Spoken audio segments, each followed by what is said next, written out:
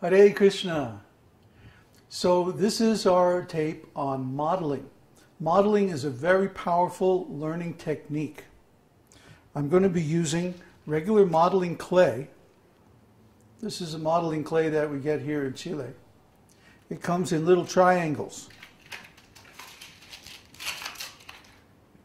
All different colors. Very nice stuff. But you can get any modeling clay from any different art store, office supply store, so many different places. Having the different colors is nice because it allows us to color code the different objects that we're going to be modeling. There's our clay. What we're going to model is something that everybody needs to know anyway for this course. And it's a good example because it allows us to show different levels of abstraction and communication. What we're going to model is called the communication cycle. Basically, as the teacher, I have an idea that I want to communicate to you, the student. So how do I do that? Well, first I think over my idea, I get a conception of it. Then I process it through some semantic filters and put it into words.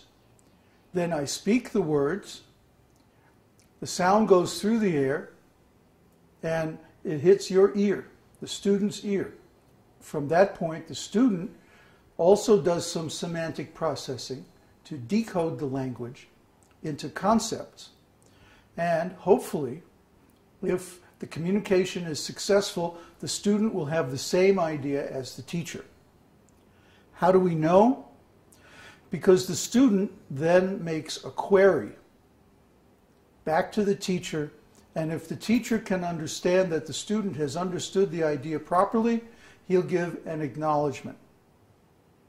This is the learning cycle. This is also the general communication cycle. For any communication to occur, this cycle has to go more or less the way it's intended to. And if there's any problem, then we have communication difficulties. So let's look at how we would make a model of the communication cycle. Okay, the first thing we're going to start with is an idea. So what is an idea? Well, it's a concept. So it doesn't have any particular form. It can just be a blob of clay. And then I have some kind of semantic processing of my idea. So let's say that this is the semantic processing. And then what comes out of that? Words. The words have to come out of my mouth. So here's my mouth. Who said this has to be realistic, right? Now, the words travel through the air into the student's ear. So let's make an ear over here. And then what happens? More semantic processing. More semantic processing turns the sound into words. Words. And then the words give rise to an idea, a concept. And then we're right back where we started, except for one thing, the query and the acknowledgement. So what happens? The student sends a query back to the teacher, and then when the teacher hears that the student understood the concept, he returns an acknowledgement. Now there's only a few little details missing. First of all, this is a chain of cause and effect, starting with the concepts, going to the speech, to the hearing of the student, and back to processing words and concepts. So to show that, we'll use a string. And then the last thing that we do is label. the model. And to do that, you can just use a normal piece of paper and write the labels. I've got a little fancy here, and I printed them out on a sheet of paper.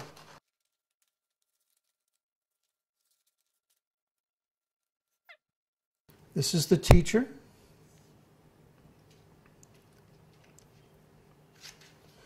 And here's the teacher's idea.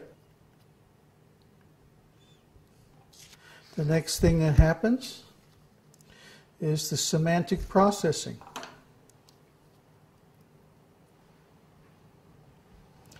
Encoding the idea into words.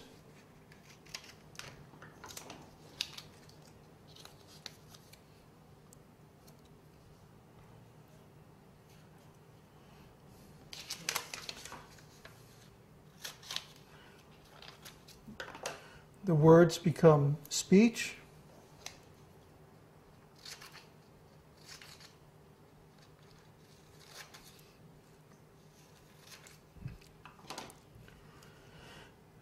The speech is heard by the student's hearing.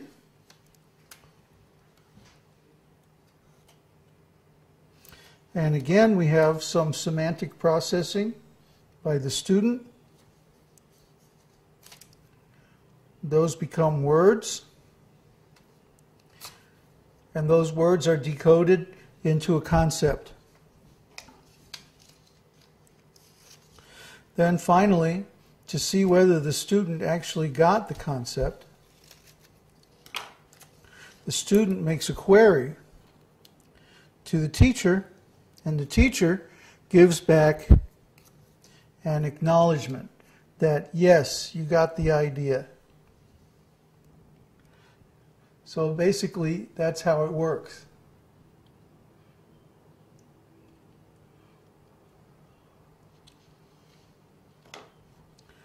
Why do we use clay modeling? Clay modeling balances the significance and the mass of learning. Learning in the beginning is all significance. It's simply ideas. Those ideas are semantically processed into words, encoded, and spoken so that the student can hear them. Then the student has to process them into words and decode them into concepts. Query the teacher to find out if he has the right understanding, and then he gets the acknowledgement. The advantage of this is that this communication cycle is a very high concept idea. It's very high in significance and very low on mass. You know, it's not exactly like riding a bicycle or operating a bulldozer, huh? Hardly any mass at all. So we use the clay model to give the significance mass. And when we touch these clay pieces and label them with our own hands, put the strings and show the cause and effect relationships between all the pieces of this complex concept, it helps to make it real in our minds. And let me tell you, this is a most powerful learning method. If you can't understand something in any other way, if you just can't get it through your head, break out the clay and model it. You don't have to use clay. You can use wooden blocks, scraps, paper clips, little odds and ends you find around the house. But clay is the best because you can form it into different shapes. It has different colors you can use for color coding, and you can easily stick labels to it so that you can see exactly what you're thinking about in real matter. And that's the power of clay modeling.